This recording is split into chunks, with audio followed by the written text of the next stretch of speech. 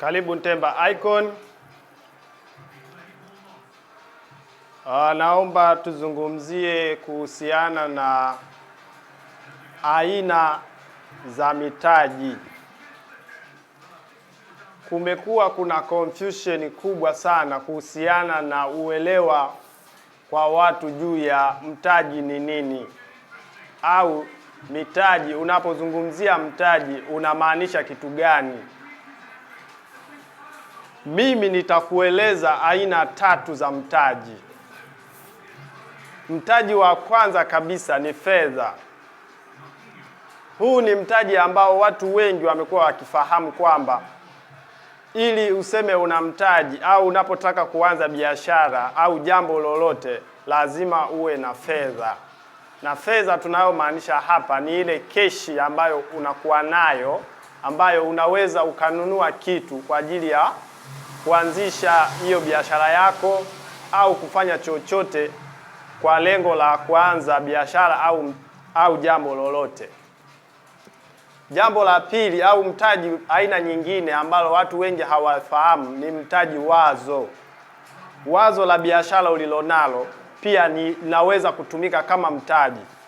Wazo lako ukilipa thamani, unatafuta watu wenye fedha, mnaungana na kisha kufanya biashara. Kwa hiyo wewe utapeleka wazo lako kama mtaji, kwa sababu wapo watu ambao wana fedha lakini hawana mtaji. Kwa hiyo wewe wazo lako ndo litakuwa kama mchango wako katika hiyo partnership. Mtaji mwingine au aina nyingine ya mtaji ni mtaji ujuzi, kwamba unaweza ukawa huna fedha, ukawa hauna wazo, lakini ukawa na ujuzi wa kufanya jambo fulani. Kwa hiyo mtu anaweza kuwa na fedha, anaweza kuwa na wazo, lakini namna ya kutekeleza lile wazo lake likawa linahitaji ujuzi ambao yeye hana. Kwa hiyo wewe ambaye una ujuzi unaweza kushirikiana naye kwa kuingia makubaliano maalum na kisha ukautumia ujuzi wako kama sehemu ya share katika hiyo biashara. Kwa hiyo wewe mwenye ujuzi, wewe mwenye wazo zuri kabisa la biashara, tafuta wenye fedha muungane uweze kufanya biashara nao, kwa sababu wazo lako au ujuzi ulionao unatosha kabisa wewe kuanzisha biashara au kuendelea kupitia ujuzi wako au wazo lako.